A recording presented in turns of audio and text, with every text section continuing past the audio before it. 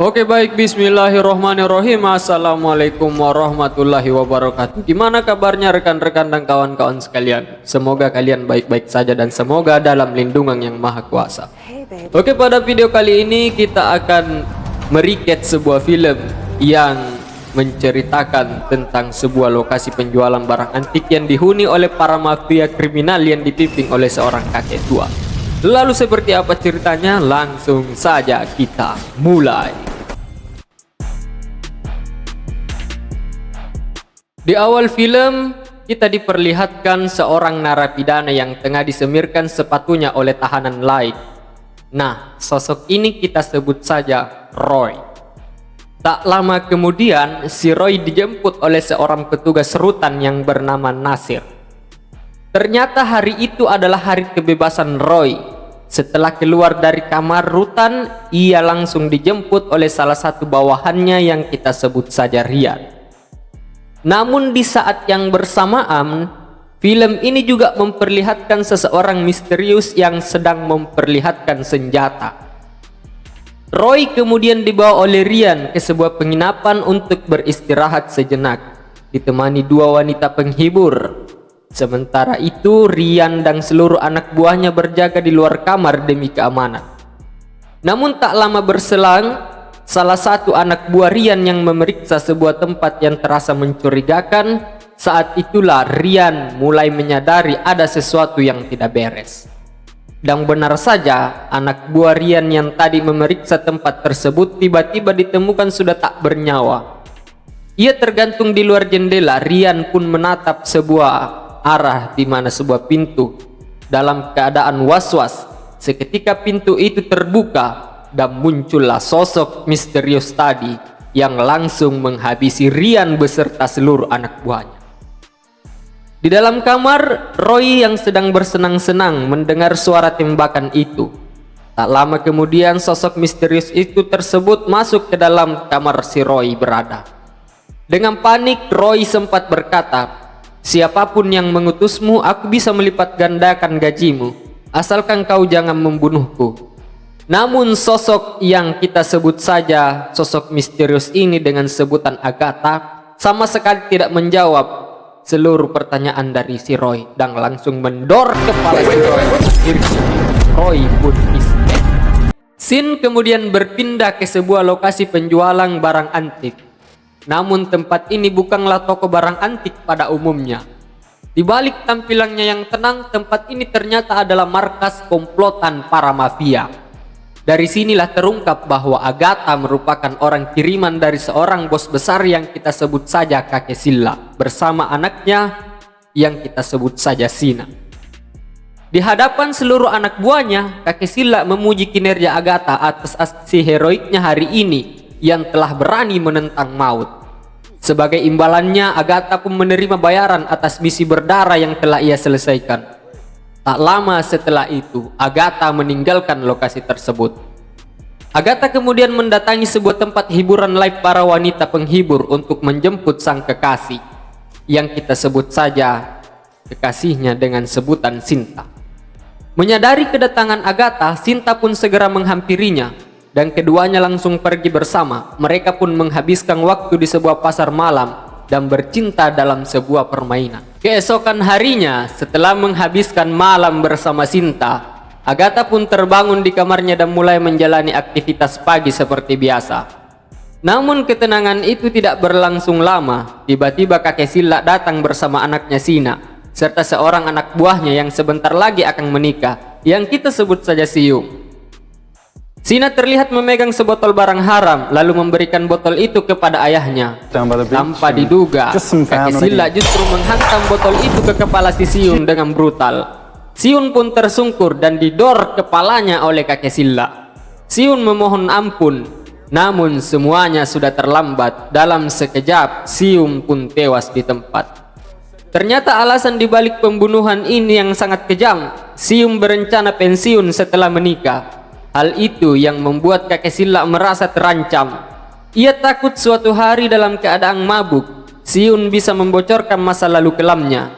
Jika itu terjadi, maka seluruh kejahatan kakek Silla dan anak buahnya bisa terbongkar. Setelah semuanya usai, kakek Silla pun memerintahkan Agatha untuk membereskan jasad Cesium. Malam harinya setelah membereskan jasad Cesium, Agatha mendatangi sebuah klub malam. Di sana ia dilayani oleh seorang pelayan cantik. Agatha sempat mengajaknya untuk datang ke tempatnya setelah jam kerja. Namun sang pelayan sama sekali tidak menggubris ajakan tersebut. Beberapa menit kemudian suasana berubah drastis. Tiba-tiba datang seorang polisi sipir yang tak lain adalah Nasir. Orang yang sebelumnya telah mengantar Roy keluar dari tahanan. Dan tanpa banyak bicara, Nasir langsung menembak Agatha secara membabi buta. Lalu pergi meninggalkan lokasi begitu saja. Dalam kondisi yang hujan deras, Agatha segera dilarikan ke rumah sakit. Kabar penembakan itu pun sampai ke telinga Sina dan kakek Silla. Keduanya langsung menyusul ke rumah sakit. Di sana, kakek Silla bahkan mengancam kepala dokter yang kita sebut saja Dokter Aira. Ia menegaskan bahwa Agatha harus diselamatkan apapun resikonya. Akhirnya Dokter Aira pun turun tangan langsung menangani Agatha. Sementara itu, hingga larut malam terlihat kakek Silla yang tetap setia menunggu Agatha yang terbaring tak sadarkan diri. Keesokan paginya akhirnya Agatha sadar dari kondisinya yang kritis.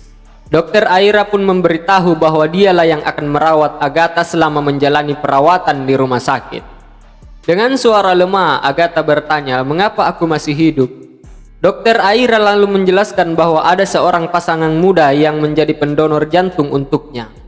Saat kecelakaan terjadi, sang suami meninggal dunia, dan jantung yang kini berdetak di tubuh Agatha adalah milik suami tersebut. Sementara itu, sang istri dan bayinya berhasil selamat dari maut. Agatha kemudian bertanya tentang nama pendonor itu, namun Dokter Aira menolak menyebutkannya dengan alasan privasi. Beberapa saat kemudian Agatha melihat seorang bayi yang baru lahir dan menangis. Seorang pemuda di sebelahnya sempat bertanya, "Apa itu anakmu?" Namun Agatha hanya terdiam tanpa menjawab sepatah kata pun. Diliputi rasa penasaran, Agatha mencoba menghubungi resepsionis rumah sakit untuk mencari tahu tentang pendonor jantung tersebut. Di saat yang bersamaan, ibu dari bayi itu tiba-tiba siuman. Ia menyebut nama suaminya. Kita sebut saja wanita ini dengan sebutan Asmira. Ketika Asmira terbangun, ia tidak melihat suaminya berada di sisinya. Yang ia lihat justru hanya Agatha yang berdiri di dekat ranjang. Perlahan, ingatan pahit itu pun mulai kembali. Ia teringat kecelakaan tragis yang merenggut nyawa suaminya yang tak sempat diselamatkan. Setelah 5 minggu terbaring di rumah sakit, akhirnya Agatha pun dinyatakan sembuh. Ia pun langsung dijemput oleh kakek Silla beserta para anggotanya dan bawahannya untuk kembali ke tempat barang antik, markas komplotan mereka. Namun sesampainya di sana, kakek Silla telah menyiapkan sebuah kejutan kecil untuk Agatha, yaitu kepala Nasir, orang yang dahulu pernah menembaknya di klub. Sebagai balas dendam, kakek Silla memberikan sebuah pemukul baseball kepada Agatha dan memintanya untuk menghantam kepala Nasir. Namun, Agatha menolak untuk melakukan hal tersebut. Ia masih terlihat lemah dan belum sepenuhnya pulih dari luka tembak yang hampir merenggut nyawanya. Karena itulah, pemukul tersebut akhirnya diambil alih oleh salah satu rekannya yang kita sebut saja Brian. Tanpa ampun, Brian pun menghantam kepala Nasir. Setelah itu, Agatha bersama kakek Silla pun keluar dari ruangan. Ia ditemani oleh salah satu anggota mereka yang kita sebut saja Puding. Kakek Silla sempat mengira bahwa Agatha sedang marah, namun Agatha menyangkalnya. Ia mengatakan bahwa dirinya baru saja pulih dari 7 luka tembak, sehingga ia tidak ingin terlalu banyak bergerak. Kakek Silla pun akhirnya memaklumi hal tersebut. Tak lama kemudian kakek Silla kembali meminta Agatha untuk turun ke lapangan dan melanjutkan aksinya. Agatha pun menyetujuinya, namun ia memutuskan untuk pulang ke rumah terlebih dahulu guna beristirahat. Ia pun diantar oleh Puding hingga ke rumahnya. Setibanya di sana, Agatha membersihkan diri dan akhirnya beristirahat untuk memulihkan tenaganya pada misi berikutnya. Agatha yang belum juga merasa tenang, pikirannya terus tertuju pada istri dan anak dari pendonor jantung yang telah menyelamatkan nyawanya. Karena dorongan hati nurani, Agatha pun diam-diam untuk melunasi seluruh tagihan rumah sakit ibu dan anak pendonor tersebut sebagai bentuk balas budi. Saat tengah bersantai di tempat tidurnya, Ponsel Agatha terus berdering berkali-kali Sina menelpon. Namun semua panggilan Sina tidak ia angkat, hingga akhirnya Agatha memutuskan untuk mendatangi kediaman kakek Silla. Di sanalah kakek Silla memberinya sebuah nasihat life statement yang cukup mendalam. Ia mengatakan bahwa seorang pria tidak akan pernah keluar dari masa gelapnya dengan alkohol, narkoba, rokok, ataupun seks. Menurutnya, hanya pekerjaanlah yang membuat seorang pria terus bergerak, dan pikiran hanyalah tempat istirahat di sela-sela aksi. Usai pertemuan itu, Agatha melangkah pergi. Namun baru saja ia keluar, sebuah pesan masuk dari Sina. Isinya singkat tapi mematikan. Agatha diperintahkan untuk melenyapkan seorang pria berjenggot, dan tanpa banyak pikir, Agatha langsung bergegas pulang ke rumah untuk mengambil senjata dan uang sebagai bekal untuk terjun ke medan aksi. Tak lama kemudian, target pun terlihat keluar dari sebuah gedung dan berjalan menuju mobilnya. Sesaat setelah berada di mobil, tiba-tiba Agatha sudah terlebih dahulu berada di sana dan menodongkan senjata tepat di kepala korbannya, yang kita sebut saja Jumarti. Tanpa banyak peringatan, misi itu pun langsung berakhir di dalam sebuah kendaraan. Scene kemudian kembali diperlihatkan di toko barang antik. Di sana kakek Silla dan Sina tampak puas dengan pekerjaan yang telah diselesaikan oleh Agatha. Namun di balik kepuasan itu, Sina mulai menaruh kecurigaan terhadap Agatha. Agatha kemudian pergi ke sebuah kawasan perumahan di Venezuela untuk membeli sebuah properti dengan uang tunai. Setelah menerima surat hak milik, ia mengelilingi lokasi itu, memastikan setiap sudut benar-benar aman. Usai memastikan semuanya terkendali, Agatha pun kembali ke rumahnya. Setibanya di rumah, terlihat Sinta sudah menunggunya dengan amarah yang memuncak. Ia kesal karena kunci rumahnya tak lagi berfungsi. Agatha pun dengan tenang mengatakan bahwa ia telah menggantinya. Sinta yang emosi mengungkapkan bahwa ia sengaja mengambil cuti hanya demi Agatha. Namun, ia justru diterlantarkan. Ia pun berkata bahwa seharusnya ia bisa menghasilkan uang sendiri di hari itu. Tanpa banyak perdebatan, Agatha akhirnya memberikan sejumlah uang kepada Sinta dan menyuruhnya untuk pergi. Hubungan pun mereka semakin retak, memperlihatkan sisi lain dari kehidupan kelam Agatha yang tak hanya dipenuhi darah, tapi juga dipenuhi dengan kesepian. Keesokan harinya, Agatha terlihat diam-diam memata-matai Asmira dan anaknya yang hendak berpergian. Sejak pagi, ia mengikuti mereka dari kejauhan. Tanpa disadari sedikit pun, langkah demi langkah Agatha terus membuntuti hingga akhirnya mereka tiba di sebuah pusat perbelanjaan. Takdir pun mempertemukan mereka secara langsung. Di dalam keramaian, Agatha dan Asmira akhirnya berpapasan. Asmira menatap Agatha dengan raut wajah penasaran, lalu berkata, "Kita sepertinya pernah bertemu." Lalu Agatha pun menjawab, "Ya, kita pernah bertemu di rumah sakit." Tanpa rasa curiga, Asmira pun mengajak Agatha untuk pergi ke taman bersama anaknya. Agatha sempat ragu sejenak, namun akhirnya ia menuruti ajakan itu. Di taman, suasana terasa hangat dan tenang, jauh dari dunia yang kelam yang selama ini dijalani Agatha. Asmira pun mulai bercerita tentang kehidupannya. Ia mengaku tidak menggunakan jasa pengasuh karena tidak mampu membayarnya. Sejak suaminya tiada, ia mengurus semuanya seorang diri. Asmira lalu balik bertanya tentang pekerjaan Agatha, dan dengan sedikit ragu, Agatha menjawab bahwa ia bekerja di sebuah toko penjualan barang antik. Mendengar itu, Asmira tersenyum kecil dan berkata, "Kamu tidak terlihat seperti penjual barang antik." Agatha lalu bertanya, seberapa sering Asmira datang ke toko itu, dan Asmira pun menjawab, "Setiap hari." Sebelum berpisah, Agatha bertanya, apakah mereka masih bisa bertemu lagi? Asmira pun menjawab dengan lembut, "Tentu." Ia lalu berpesan kepada Agatha agar menggunakan jantung mendiang suaminya dengan sebaik mungkin, berperilaku baik, dan menjaga hidupnya. Agatha kemudian mendatangi toko barang antik milik kakek Silla. Di sana kakek Silla menawarinya kopi dan anggur, namun semuanya ditolak oleh Agatha.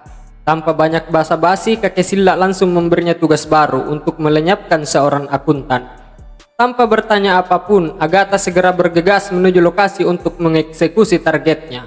Singkat cerita, Agatha telah membunuh banyak target yang diperintahkan oleh kakek Silla. Namun semua itu meninggalkan jejak. Sina perlahan menyadari ada sesuatu yang janggal dalam setiap eksekusi yang dilakukan oleh Agatha. Hingga akhirnya kecurigaannya pun mulai mengarah langsung kepada Agatha. Pagi harinya Sina mendatangi apartemen pacarnya seperti biasa. Namun tanpa sengaja ia melihat Puding keluar dari apartemen tersebut. Seketika kecurigaan besar pun muncul di dalam benaknya. Ia merasa ada sesuatu yang tidak beres. Tak lama setelah itu Puding pergi, Sina langsung masuk ke dalam apartemen pacarnya. Ia mendapati pacarnya yang sedang mandi. Kecurigaannya semakin memuncak. Dalam pikirannya, ia yakin bahwa pacarnya baru saja berselingkuh dengan Puding. Ia dikuasai amarah dan cemburu. Sina pun kehilangan kendali. Dan tanpa pikir panjang, ia langsung menembak pacarnya hingga tewas seketika. Lalu tak lama kemudian diperlihatkan Agatha yang sedang datang ke toko barang antik milik kakek Silla. Di sana Sina menceritakan semua kejadian yang baru saja terjadi kepada ayahnya. Bahkan sebelum Agatha sempat duduk, kakek Silla langsung memerintahkan untuk membereskan Puding karena dianggap sudah melampaui batas. Awalnya Sina ingin menyelesaikan masalah ini sendiri tanpa melibatkan Agatha. Namun kakek Silla melarang keras karena ia menilai bahwa Sina tidak memiliki kemampuan itu. Dan tanpa mengetahui akar permasalahan yang sebenarnya, Agatha pun menerima perintah tersebut. Tak butuh waktu lama, Agatha berhasil menemukan Puding dan langsung mengeksekusinya tanpa ampun. Pada sore harinya, suasana cerita mendadak berubah. Agatha mendatangi Asmira di sebuah danau. Keduanya tampak bermain melempar batu ke permukaan air layaknya anak kecil. Di momen inilah benih-benih cinta mulai tumbuh di antara mereka. Asmira pun mulai penasaran dengan kesukaan Agatha. Ia bertanya tentang hal yang ia sukai. Agatha pun menjawab bahwa dirinya menyukai pelukis asal Belanda. Mendengar itu, Asmira tersenyum dan kemudian mengajak Agatha makan pasta bersamanya malam itu. Dan tanpa ragu Agatha pun menerima ajakan tersebut. Namun tanpa mereka sadari, sejak tadi Sinta diam-diam mengamati kebersamaan mereka dari kejauhan. Wajahnya dipenuhi dengan rasa cemburu. Ia bahkan sempat mengabadikan momen kedekatan Agatha dan Asmira dengan ponselnya. Sebuah pertanda bahwa masalah baru akan segera dimulai. Malam harinya, Agatha menikmati hidangan pasta yang dibuat langsung oleh Asmira di rumahnya. Suasana terasa hangat dan penuh dengan ketenangan. Asmira sempat bertanya dengan raut wajah khawatir, apakah dada Agatha masih terasa sakit? Dengan senyum tipis, Agatha menjawab bahwa dirinya sudah tidak merasakan sakit lagi. Di momen itu terlihat bagaimana iman Asmira sedikit tergoyah ketika tanpa sengaja ia terpaku pada tubuh atletis dari Agatha. Scene kemudian berpindah, di mana Agatha terlihat mendatangi sebuah klub malam tempat Sinta bekerja sambil membawa sebuah kantong hitam. Ternyata malam itu menjadi akhir dari hubungan mereka. Agatha dan Sinta resmi berpisah. Sinta yang diliputi rasa sakit dan amarah mulai mencari tahu tentang sosok Asmira. Dari sini, akhirnya ia mengetahui fakta bahwa Asmira adalah istri dari pria yang telah mendonorkan jantungnya kepada Agatha. Karena Agatha tak muncul selama berhari-hari, Sina mulai resah dan mencari keberadaannya melalui Sinta. Sinta pun mencurigai bahwa Agatha telah pergi ke Venezuela. Tanpa membuang waktu, Sina langsung bergegas menyusul ke sana. Tak lama kemudian, Sina tiba di lokasi ruko yang dibeli Agatha di Venezuela. Tempat itu tampak kosong dan tak berpenghuni. Namun betapa terkejutnya Sina saat ia mengintip dalam jendela. Orang-orang yang selama ini diperintahkan untuk dibunuh oleh Agatha ternyata masih hidup. Tanpa disadari, Puding melihat keberadaan Sina dan langsung mengejarnya. Beruntung Sina berhasil meloloskan diri. Puding pun segera melaporkan kejadian tersebut kepada Agatha. Tak lama setelah itu, Sina langsung menemui ayahnya, kakek Silla. Dengan penuh emosi, ia mengungkapkan kebenaran bahwa selama ini Agatha tidak benar-benar membunuh target-targetnya, melainkan ia memalsukan kematian mereka dan menyembunyikannya di pinggiran kota. Awalnya kakek Silla tidak mempercayai semua itu. Namun, setelah Sina memperlihatkan bukti berupa foto, ia akhirnya terdiam dan tak mampu berkata apa-apa. Rasa kecewa yang mendalam tergambar jelas di wajahnya. Flashback pun diperlihatkan. Sejak tragedi penembakan di klub malam, Agatha ternyata sudah kehilangan hasrat untuk membunuh. Diam-diam ia mulai memalsukan kematian setiap target dan menyelamatkan mereka satu persatu tanpa diketahui oleh kakek Silla maupun anak buahnya. Malam itu kakek Silla terlihat sangat terpukul setelah mengetahui pengkhianatan Agatha. Ia sadar jika sampai Agatha melapor ke polisi maka tamatlah seluruh riwayat kejahatan yang selama ia ini bangun. Namun berbeda dengan ayahnya, Sina justru bersikeras bahwa semua ini belum berakhir. Dengan amarah membara, ia bersumpah akan membereskan semuanya malam ini juga. Di waktu yang sama, Agatha mendatangi rumah Asmira. Dengan nada serius, ia meminta untuk segera pindah dari tempat itu demi keselamatannya. Asmira yang telah jatuh cinta pada Agatha bahkan menunjukkan sebuah lukisan dari Belanda yang diam-diam telah ia beli khusus untuknya. Setelah itu, Agatha pun pergi. Agatha langsung kembali ke rumahnya dan memulai mempersiapkan senjata. Ia sadar betul bahwa Sina dan seluruh anak buahnya pasti akan bergerak malam ini untuk melumat semua orang yang pernah ia selamatkan, termasuk dirinya yang telah dianggap mengkhianati ayahnya. Tak lama kemudian, para pembunuh bayaran Sina benar-benar menyerbu rumah Agatha. Namun, Agatha bukanlah pembunuh biasa. Dengan kemampuan tempurnya, ia berhasil melumpuhkan seluruh pasukan Sina seorang diri.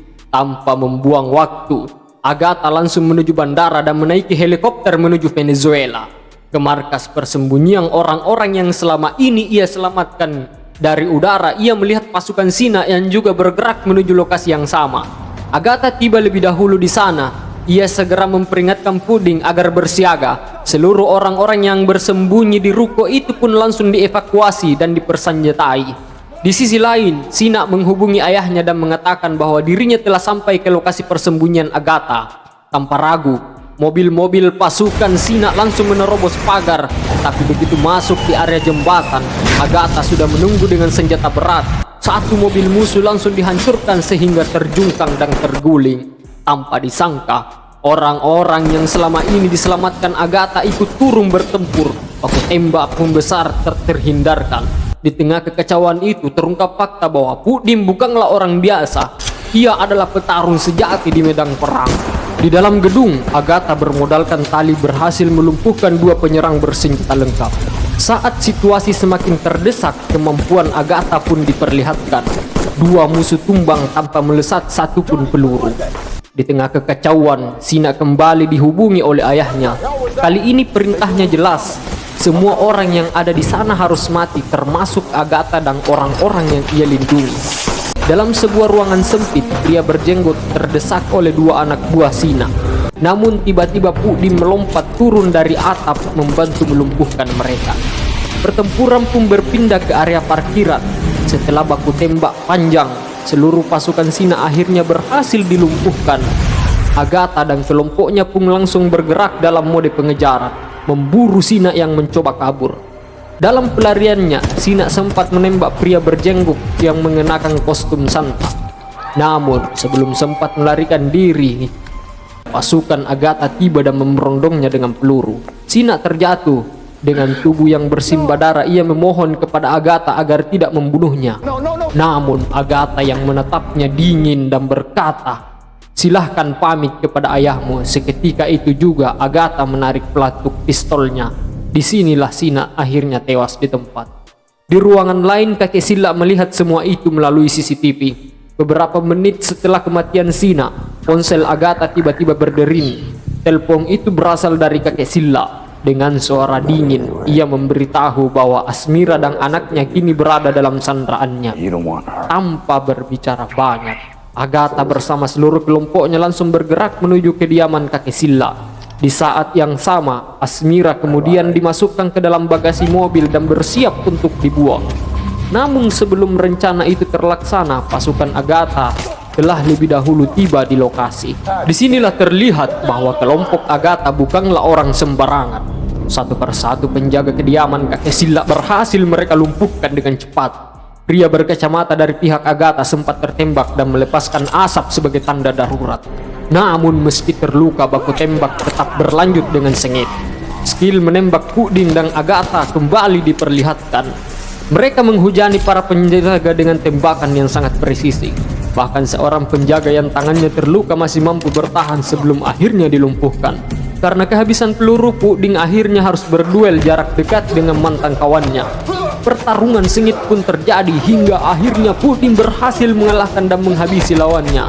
Sementara itu Agatha berhasil masuk ke dalam ruangan tempat kakek Silla berada. Ia mendengar tangisan anak kecil di sudut ruangan, anak Asmira. Namun tiba-tiba Sinta muncul dari belakang dan menusuk Agatha secara tiba-tiba. Dengan refleks Agatha cepat berhasil melumpuhkan Sinta tanpa ragu. Tak lama kemudian kakek Silla keluar dari persembunyiannya dengan niat membunuh Agatha dengan menggunakan senjata pangkulnya. Namun sebelum bergerak lebih jauh, Agatha lebih dulu menarik pelatuk pistolnya. Satu tembakan menghantam tubuh kakek Silla hingga ia terjatuh tersungkur. Riwayat sang penguasa gelap pun berakhir di sana. Di luar rumah, baku tembak masih berlangsung antara kelompok Agatha dan sisa anak buah kakek Silla. Namun akhirnya kelompok Agatha berhasil memenangkan pertarungan tersebut. Asmira pun berhasil ditemukan dalam keadaan disekap di dalam bagasi mobil. Setelah dibebaskan, ia langsung mencari anaknya dengan panik. Para anggota Agatha memberitahu bahwa anak itu berada bersama Agatha di dalam rumah. Tak lama kemudian, Agatha pun keluar sambil menggendong anak Asmira seperti seorang ayah yang melindungi anaknya sendiri. Setelah peristiwa itu, 3 tahun kemudian, diketahui bahwa Agatha menikahi Asmira dan membesarkan anak itu sebagai putra kandungnya sendiri. Dari seorang pembunuh bayaran, Agatha akhirnya menemukan arti keluarga, cinta dan penebusan. Di balik dentuman senjata dan tumpahan darah yang kita saksikan sepanjang cerita ini tersimpan sebuah pesan yang begitu dalam, bahwa sejahat apapun masa lalu seseorang, selalu ada kesempatan untuk berubah. Agatha adalah bukti nyata bahwa gelap bukanlah akhir dari segalanya. Allah Subhanahu wa Ta'ala berfirman di dalam Al-Quran, "Wahai hamba-hambaku yang melampaui batas terhadap diri mereka sendiri, janganlah kamu berputus asa dari rahmat Allah. Sesungguhnya Allah mengampuni dosa-dosa semuanya." Quran Surah Az-Zumar ayat 53. Agatha pernah hidup sebagai pembunuh bayaran, tangannya kotor oleh darah, hidupnya dipenuhi perintah, ancaman dan kematian. Namun satu jantung yang berdenyut di dadanya mengubah segalanya. Jantung itu adalah milik seseorang yang telah tiada, menjadi pengingat bahwa hidupnya kini bukan lagi miliknya sendiri. Perlahan Agatha mulai memilih untuk menyelamatkan, bukan membunuh. Ia melindungi mereka yang harusnya menjadi target. Ia menentang dunia yang pernah membesarkannya, karena pada akhirnya ia sadar balas dendam hanya melahirkan dendam baru. Kekuasaan hanya menghadirkan kehancuran, dan kebencian tak akan pernah melahirkan kehidupan. Sekian dari saya Tama, pembawa suara video ini, mengucapkan banyak-banyak terima kasih kepada penonton. Sampai jumpa lagi pada video berikutnya. Billahi taufiq wal hidayah. Wassalamualaikum warahmatullahi wabarakatuh.